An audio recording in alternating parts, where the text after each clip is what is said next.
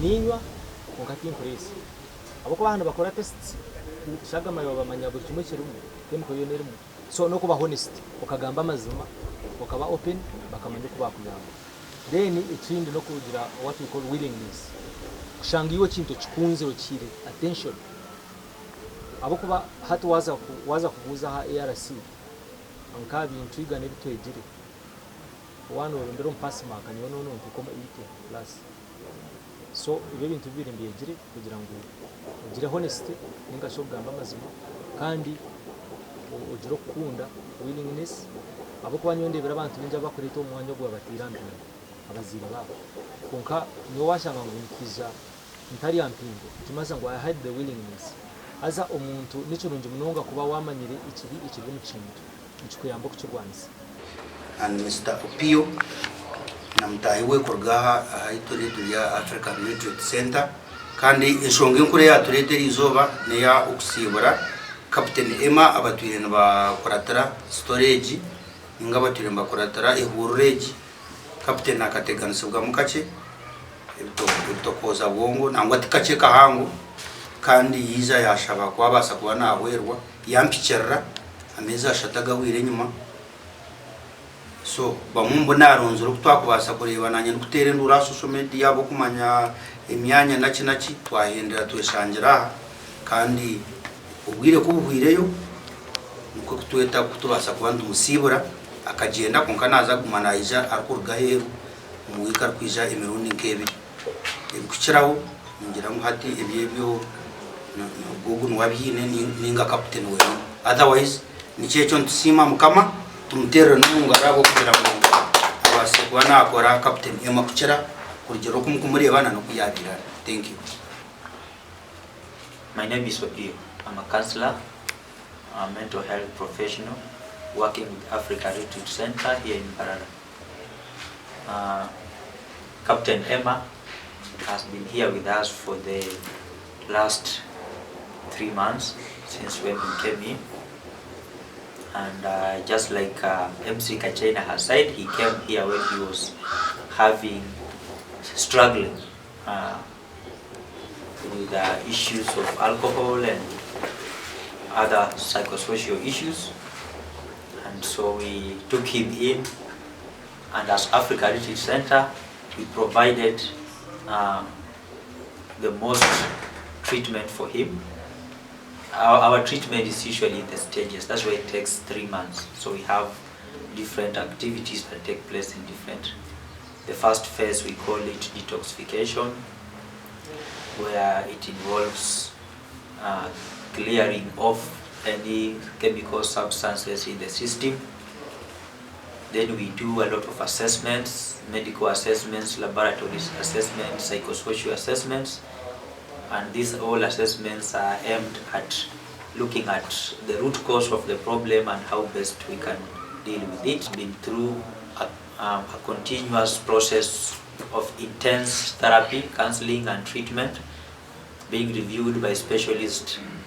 being assessed by psychologists and being given counseling. And from where we are now, we believe that he is is good enough to face the outside world, to go to work, to be able to continue with his work. As he embarks on he continues with the recovery journey. The recovery is an ongoing process, it doesn't stop here. So Emma is going to continue with his recovery. We ask that his friends, his family, the community supports the initiative that he has taken, because he's very willing, he's resilient, he's happy, and he wants to continue with this new way of life. So we ask that his friends be of support, whoever will be able to work with, the employer be of support, and all together, all the efforts put together, we believe that he's capable of, he's going to be able to be of good standing to himself, help himself, be able to help his family, help the community, because Emma is a very talented guy. Abilities and all these services have been missing. I believe the community has been missing him, and the community, we can only say that he's now coming in a more force, and you can only expect the best. So we thank you for coming and also for supporting him. Shall you be visiting Captain Emma? First of all, he'll be coming in for continuous assessments and treatment. Secondly, we as professionals, we do what we call visitations. So we'll keep in touch with him on phone, we'll keep in touch with the family, keep in touch with the friend, and we'll also visit once in a while, abruptly and invited, and see how he's doing. So it is a continuous process. Then he's also going to be integrated in the sister support groups. We call them AA support groups. He's going to meet a fellowship of people who have gone through the same program like him. These people are anonymous, but the program is not anonymous. So Emma is going to be integrated with them, and they know what is. Doctor, my issue is only one. Emma may be one, still in a notion among the lucky people. But outside there, some of our friends, even some of us, may need your help. So what's the process? Or should is it through Ambassador Kachaina or something like that? Yeah, so later. Alright, thank you very much, dear viewers. Mwenda bakutuleeba mwebale omulimu gukola. So amazina gange mbanyeta Bagashabaranga Ambrose, ndi omushawo w'omutwe. By the same time, nkola nka partnership and relationships officer wa African Retreat Center, basically Mbara branch. Okwinduramu mu rurimi matuli Mbala, so ate bya Kampala tusuka Kampala tukijambala tuzambala, so n'enshonga bwenchijja. So nkoko ababagambire basically program yetu nebasenta kuyamba omuntu kugira ngo yakira akabaje kurungi nk'uko mwaliba Captain Emma. You see, abantu amuko mu bugano mu community one okuzanka elindazi, it is easy kurya elindazi okamanya ngun elindazi ndishara ningere bonere konkito services ezo tukofaringa they are not tangible tokuzikwata okamanya ngwe. So it is only after we've had such sessions with people like Emma bamaraga ko mu community nobo kuoleka the real thing. So hata omuntu yakubuza kibuzo, is this program really efficient nekoraje mulungi mwene nekoraje kurungi munonga? So Emma can answer that question well. Basically mwamureba nko kuyabira ali wamu comparinga na hato kwali noleba ngo hari mpinduka yamani munonga mpinduka mpango munonga tukugira ngo efficiency ampunga bauta zetu they are very accessible. Echokubanza chabyona twine social media handles. So warga hatwine website yetu no basa kuba tine bushobozi bwo kujanga maybe no basa kubona umanyo umuntu akumanyaha, but waza website yetu kateka mu Africa Retreat Center no kweta center yetu na contacts zetu zona emails na buri kimwe cyo nikikwetagiza. But at the same time twine ho ntuchira kusharinga brochures na flyers and all that information. So aba bantu nazo nzanzu tuyambaho kugira ngo umuntu ako batakumanya nkuko ko basa accessinga nakyo nchimuyambaho kugira ngo they get to know us. But majorly okugira ngo it is now a global world. We are very easily accessible via social media. Waza Facebook ukateka mu Africa Retreat Center, ukaza Twitter ukateka mu Africa Retreat Center, ukaza any social media page ukateka mu African Retreat Center, you can easily access us. And our contacts are there. Email zitu zona ziriho. Weka hoti we enambe washanga ujitere 24/7 uza kuwazirisha, but don't call at night. Yes, don't test us to call at night. But wamara kutera obire bona obasande oboru wakanga any day. Ntwatoroho hatwina abantu bitabo kwakira amasumago, and then they direct you on the best thing that you can do. Kunda kuzaho niyo kuzaho. The only difference is the location. Jangeje limbara eri company, but we offer the same services, good quality services. Yeah. Kampala twine chance yo kugira ngo ntwa meeting abakazi hamwe n'abashije. Kunkambala ntwa meeting abashije bonka. Yes. Hatuwambuza ngabo nchi numureba one ureba structures zitos twina haya. Abakazi they need much more attention. And the structure yetu haya it is made in a way that twine very many structures in Kampala nko kweli. Wa Kampala bino mwanya muhango mnonga. And remember niyo ya main branch yetu. So that one helps them to be able to admit both males and females. But here, to admitting abashija bonka. So ati doctor. Yes, sir.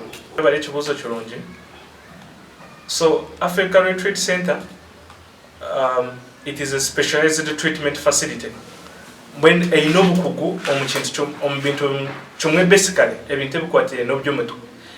one ogamba ikintu cyo kweta mental health ebintu by'omuntu then na no kukolesa ntuzeta addictions kama addiction okumwa kubasa kushinyangiza mu munyankore but nemize arhemize I think I can call it that one emize kaje wano okolesa marwa wa hikasta dio kujya mutuka wasaga controlling and google controlling so google ngwagwa abamuze you can tinizo byo kwasa kwimukota kolise marwa kujya ngo basa functioning ninga kugira cyo wayekora one okolese biragaragara katuje no okolesa for example marijuana kati enjayi bazite enjayi amirungi enkwacho numemanye ibintu enkwacho so one okolese bintu nkebyo kugira ngo wamara kwimuka there are very many forms of addictions but then kutukuza side ya mental health I think Mr. Pio yabagambi how we work with a team of psychiatrists to prominent work with a consultant psychiatrist so ababa basically kuba kwija ne bija party ya mental health so omuntu twine mendwa numuhoraza depression bipolar disorders schizophrenia obsessive compulsive disorders so nebintu byinji as long as any mental condition ntukora na any form of addictions so ntukora so ati kwa kumeyaba explaining this is how it first ko kwijo itoko kwija wamara kwika esti kubanza kora ntubanza tukora assessment because hato montayijan for example in a addiction maybe you have masturbation you are addicted to masturbation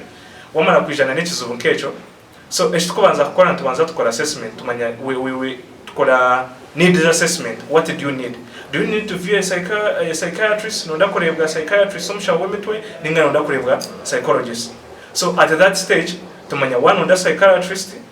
tumweta na wako review because we have all these people we have a multidisciplinary team between a mental health nurses between a mental health counselors between a psychologist between a consultant psychiatrist so it is a whole big team so kwa kumara kwika stage yo kubanza yo net kubanza na assessment tumara kumanya ikizubu cyawe niki hano itaga kureba umushawo w'umutwe you go for that one so I think our addictions basically collaborate mukacho how we manage to do this ko kwijoin addiction any kind of addiction acho kwika hachona basically amarwana nebiragaragara binde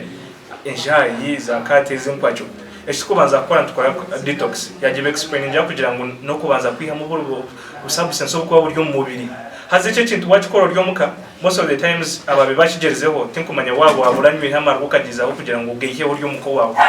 no funezo side effects into zeta with those symptoms has those are even much more deadly than even the alcohol itself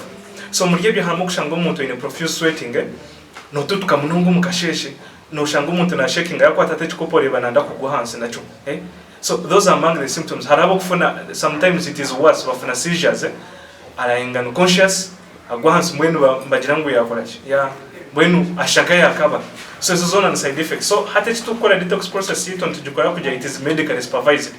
toka chikoromoka you need to do it with a team of specialists so ko kwija haya ito tubanza tukora process then kutukomara kuyo muri yejo tomara kurenga bitokoza byongo byagenda bicendera hinete sense tukora harabo kushanga maybe nkamarwa gasisire cyane cyawe gasisire kidney all those things so tubanza tukora RFTs ntwasa kwa liver functional test ejeje ne HNA yorhago kumanya brada yawe ne collagen so no mass substance okireo kugira ngo nezo kosobongo systems wasakosa other body organs so tukumara kora ebyo tugaraka tukorana na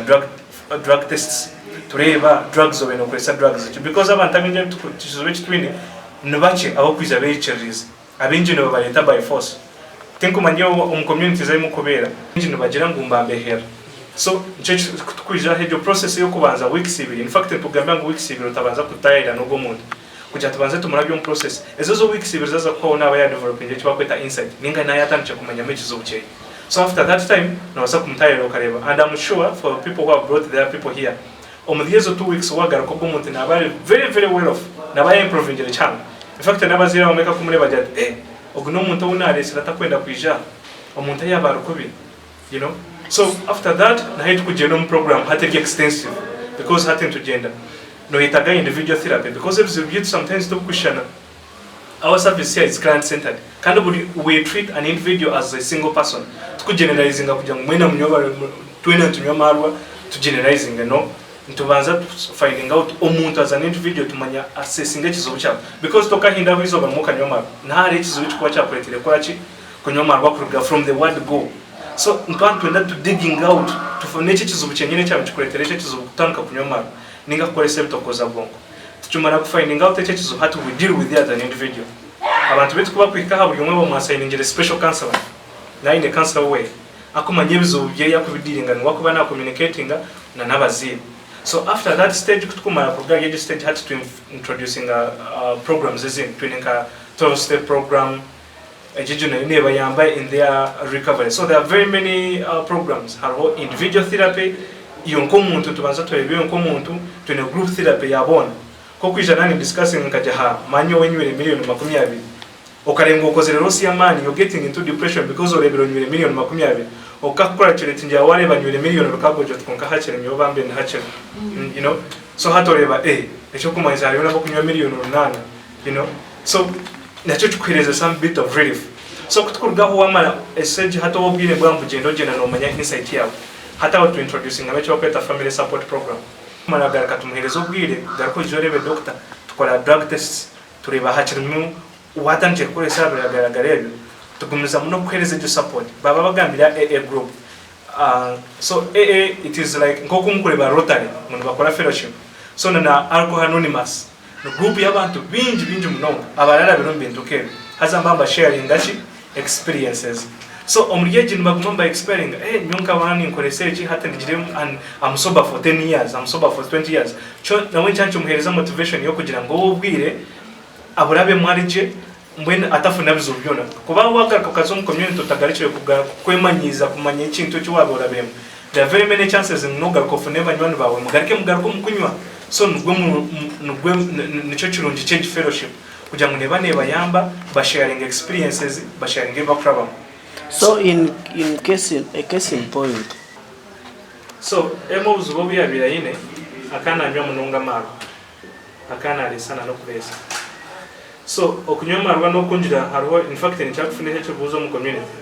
naka kana nywa maro akana koraje business zeye kazitaka gwire karije and in fact nawe wamubuza nawe nko yatandika akabanza gukora je tine cyo kumuteganya. So stages za addiction ingendo wari twita addiction mu stages hata umuntu wo kumanya na basa kwari nka stage ya kasha hakaba hari uko baza no kutestinga wacomara kutestinga ukaza stage yo kugira kanywe bibe ninga no rondo pate stage ya kasha tokagira ngo no hika stage yo kugira nani za gukora umurimo mbanze niyo hati stage yabe yahika no kugira ngo nabantanywe kengugenda gukora these stages nyuma kuba it is easier. So hata ho no stage yabe yaro kugira ngo nimbasa kutakora mu mugona nantanywe ninga trikare nantanywe mbwe tukushesha you know. So hata ubwo buzo bo yabira ine but hatu wamubuze je cyane na wamurebero byabara kuri you see that there is really a very big change. So finally tazo mu statistics abantu imwe amukwakira probably umwe omuiga was alcohol use. We have very many millions of Ugandans. Normally, come to considering games of Yona to be under mental health. Of recent, Mukareba hold some release, Bakujira, over 14 million people are suffering from mental health issues, being a mental illness. So remember 14 million, 14 million, these are people who have tried to check in their hospital. And you know, we still have a challenge that Kujirangu about to Oburgumutwe, I think it won't chalo Waburgumutwe. No basa kuzowa ne bori yemere ugaruko wa wotahe tubakufa yo kujangu waza nko mwirwaro.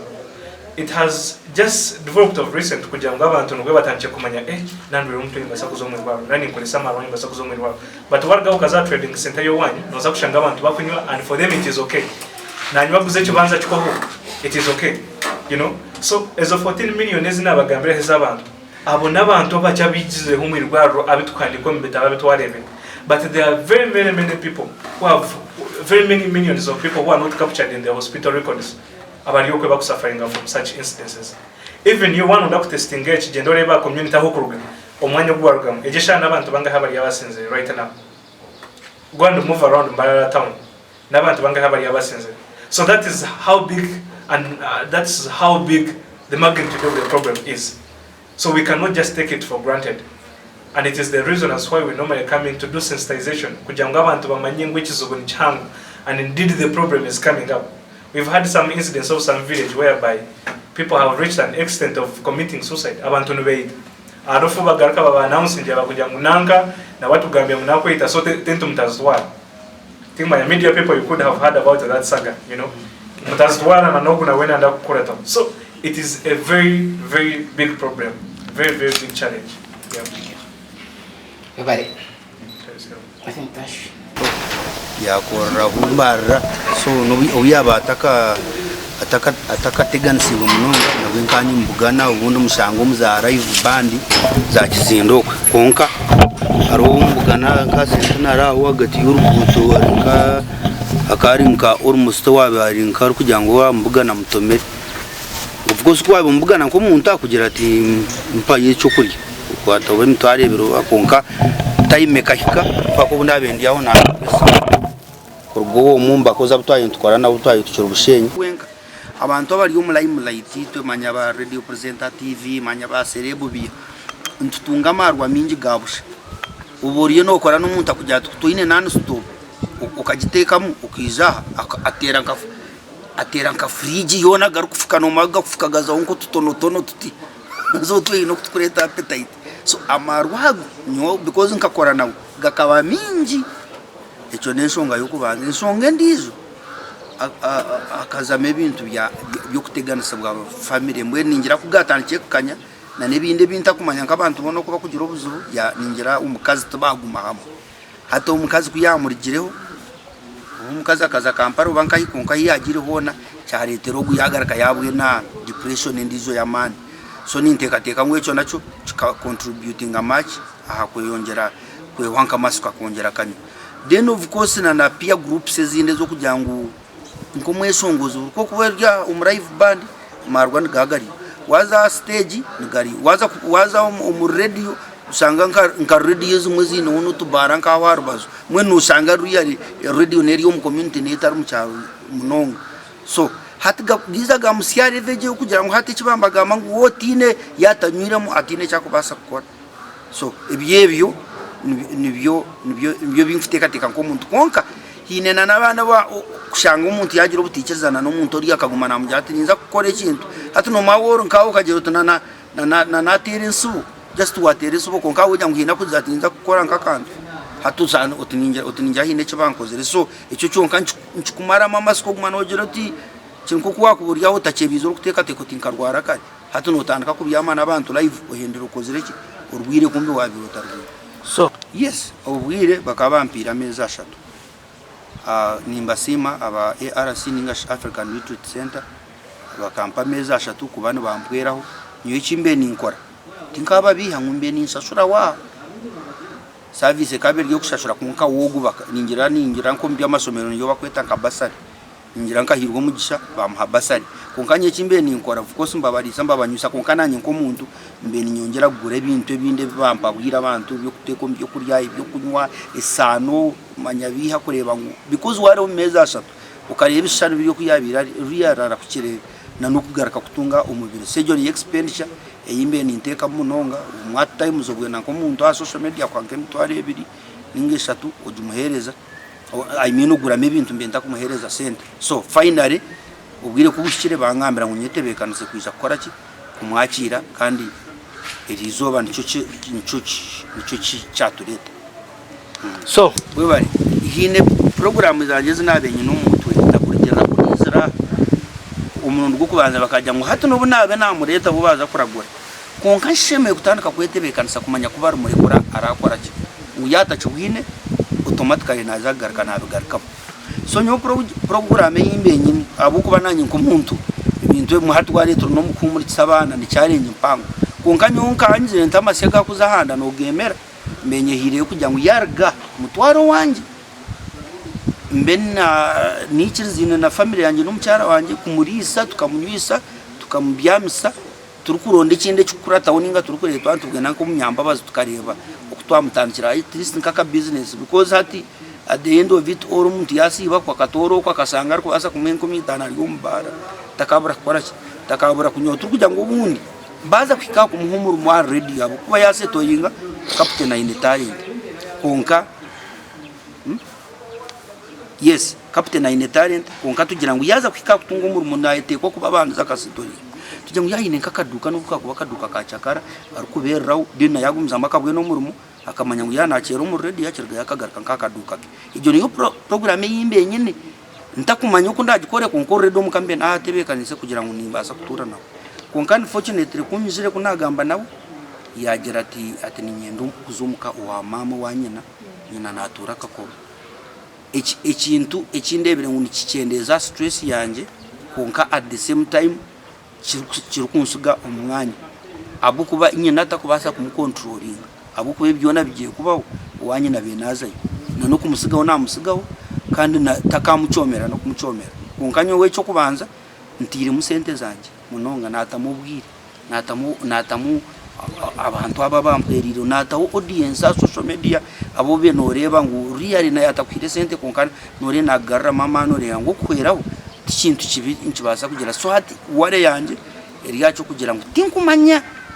because to kubasa kuremeso umuntu taho to kuzo mama wawe ni kutwaro wanje konka nimpora nisaba mukama muhwere ibyashomere neba muragurire abiteko mu nkora den nanye naguma nambugana yahiza kutirira tukatandika kumutwara umushozi nabwe nakadiru nanye ninkamuhereza nagenda nayishongora mayiware yanje no kugira ngo kuyakwika kuri yo mbwire buce akagaruka muninga akabura na supervision yo guma nagaruka because mame ndagaruka banu urwa kabiri na urwa kane so ibyo nibyo bice binyera rikirire konka the rest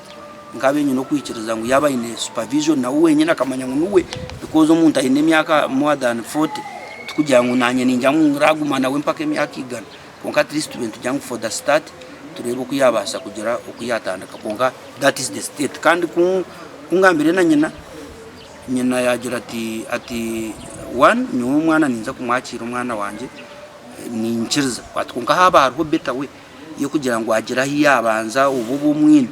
ati nyuti nyine nsonga kandi tukujya ngo nyine kimbuza kumukora ikikumuzibera amarwa konka wo captain wenkawo ndebere ngo cyo kuzuwe wanyina ningo wabo nakikunda kukira kugira ngo nyoko mutwara okay ubona ahachikwati neneki nyenda kubagambira ngo tuyikirize na munonga bimwe bukora ama radio na TV agaranga amarwa gabushangaza kutukiza amarwa gabushangaza kutukizaho community netwenda konka yuko kweza kusinda nayo ni kuruga wasinda in fact no kuganywa nawe wenyine yakureba ukaruzinga track nakorga so tukendeza amarwa kandi abukubasa bagarigi icyo nicyo cyo kubaza icya kabiri nyenda mentality yo kuteka ubangete stereotype ubaniki yo kuteka utunanywa no kukitera munonga stage mweni uko kunde bo misho ga utokunde bangundu sobo mwese binkugamba no urabitara muninga wareba ntino mu radio na TV na nebindi kan ntakunyu kan nanyenda nyira utinkuza kugira ngo tikanywa ubu kunkaburi yo oranyira wayirwo kabwe no wagamba abaganda mbajyangu gufuna kukabira ko nawo ukabira dada so wabwe na kugambira maybe to twayintu turabwina bukutugambira maho amarwa no gakendeza ninga no gareka na nebiru rated yenjaga mirungi kuba manya ku keini na bihabindi so nimbashaba tusigare tu focused ebintu ebyo tubireke abo kuba binja mwareba babagambira abeshongoza babikozise barigire mwaho abantu binja bukora abiyakire alivo yamani narigira mwaho umuntu batacikupangisa ninga nabakwazo mu kamera urebyo gamba bitakwatagana so ningira ngo twaba turya bugumiza mu music yitwe katungurensi ninga journalism yitu ninga cyone cyo gukora DJing yawe kwera abantu nito twehwera bitokoza bongo byo tubyesasira 100% kandi to the government ni mwangu iki kintu kigumere kunka real haruna constitution haro amateka kugira ngo umuntu atareseza mu public atakora kunka turebe bitakora nozo mwanya gukishemerwa muri abantu bariyendo baresezaho kandi mba kugira ngo sigara nibasa kwa affecting in fact umuntu ari yarbaje kwenda kukirana no gwari yanagereza so to the government and to the community real murebo kumwatwera ingo kutwaye hwera abantu bamba bateraho nankeji smoking zone bazokwe kandi umuntu atakaresa akaffecting abandi cyamuheru necyo kugira ngo ari umuntu akujya ati byo kugamba tuyamba ati naka karesize myaka ninga naka kananywa marwa katine kwa ati nyo agana magara ganje kuko heza kuba affected to kwa affecting family yawe yonka ningi uwenga abana bawo bayimbashoma nibarwo mwishumira kuko heza kurema umuzire wawe watandika kureberera kakushomesa be nama uya kutandika kuryariwe hata mpaka kiriye nakurata uza kurebera icyakashatu tokahuriye omuntu mbamujyango bamuteraho bakawosho baki so noreba uchukoma ari wo wenka kukweza kuba affected n'abantu bingi abo kuba affected dene cyamuhere necyo kugira ngo wabirotyo utewa amasuko deba abantu bari hata bo kubasagambira ukagamba umuntu akakwera ukarga umwe notakaje utwese nyobo nagagireho nkoreke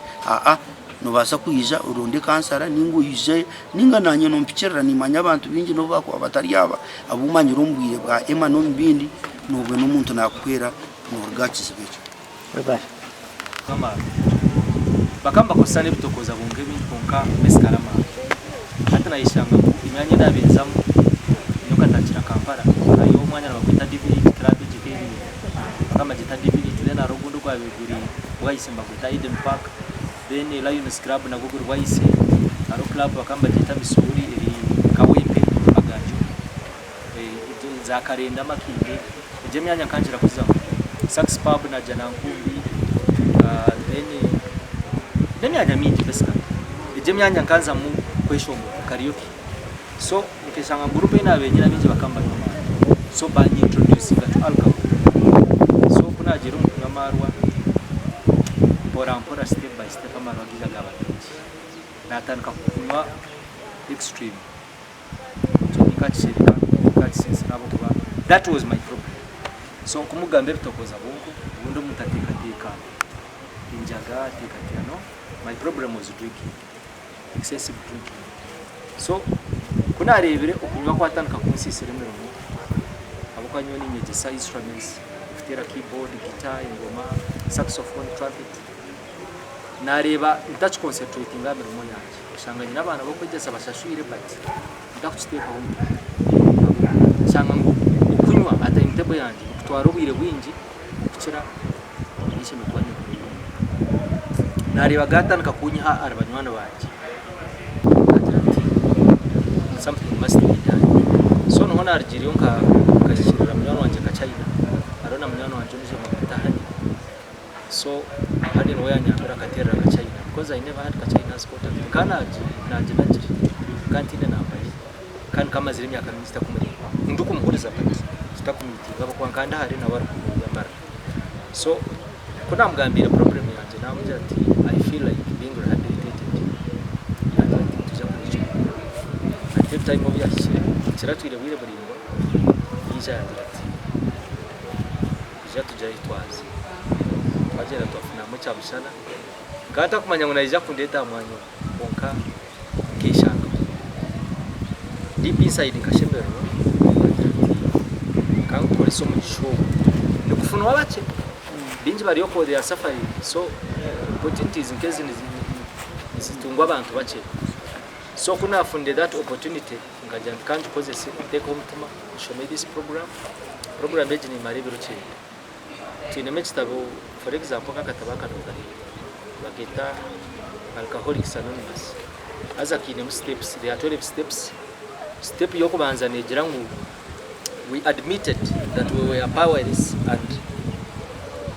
unmanageable of alcohol so life yanje kayaba unmanageable manager wanje wa music nkambi first awuhona amanyiro yaenda kusisikara naza kureba nareba ni tunga appointments kutunga gigs umuntu akushashura na kwenda Ankole ohindero tajire hangofu mbyetegereza so naza kura narangu sincerely ikintu kiro sisikara out of hand so Kachaina kuyadesera but program eji bozi wasanga no ruzinge mirimo nkesha tu umwaka gumwe kiba cyaba overboard so icyo gukora kiruho tene kiba kwita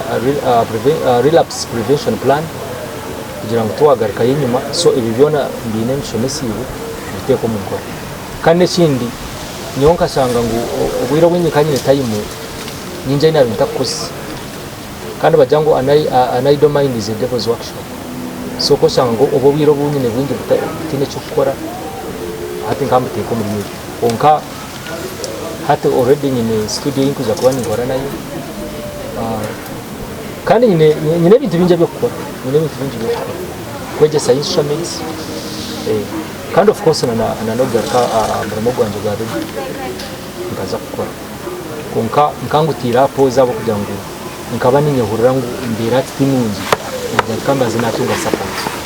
ebintu byo izere kwega ububiro rya ninywa kongati inkoresi abako bahano bakora tests shaga mayo bamanya buri kimwe kirimo temko yo nerimo so no kuba honest ukagamba amazima ukaba open bakamanya kuba kugamba then ikindi no kugira what we call willingness kushanga iyo kintu kikunze okire attention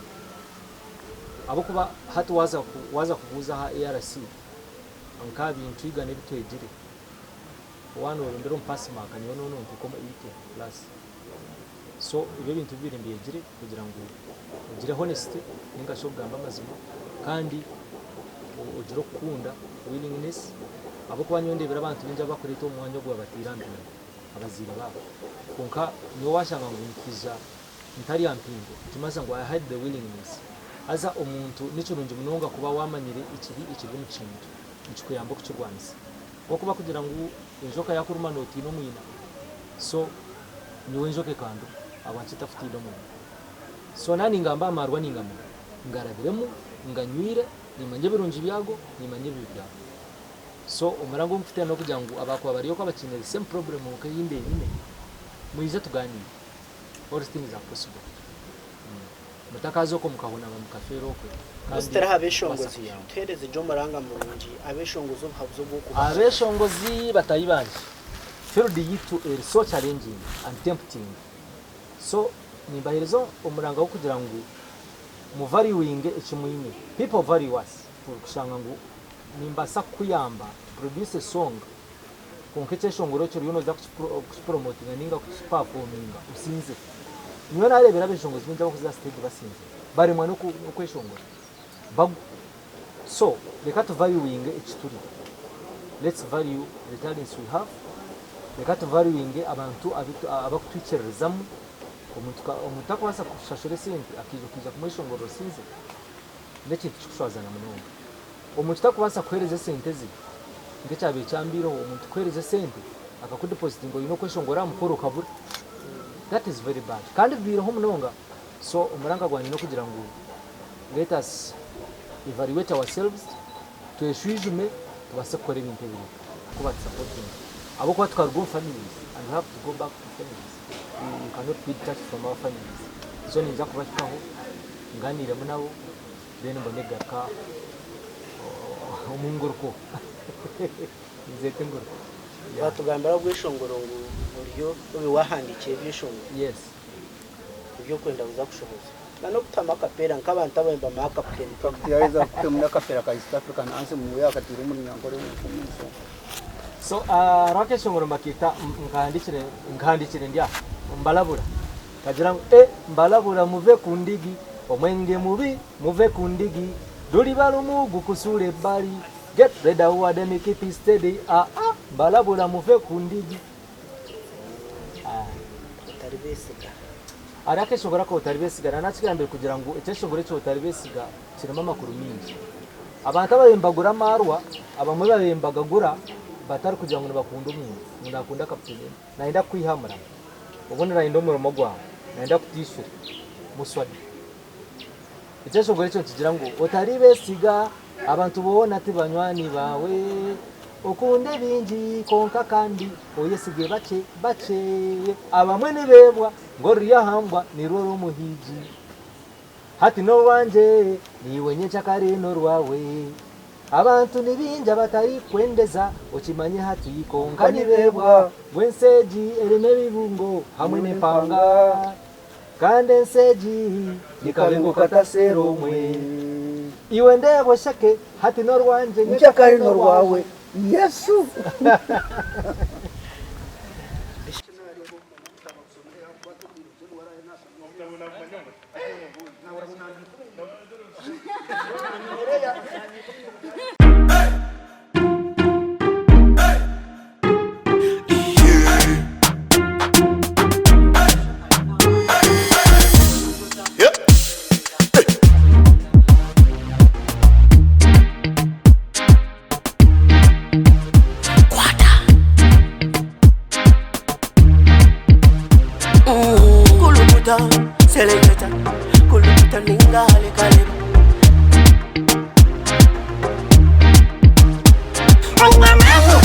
nyina mani noza kwikiriza ngo nyina mani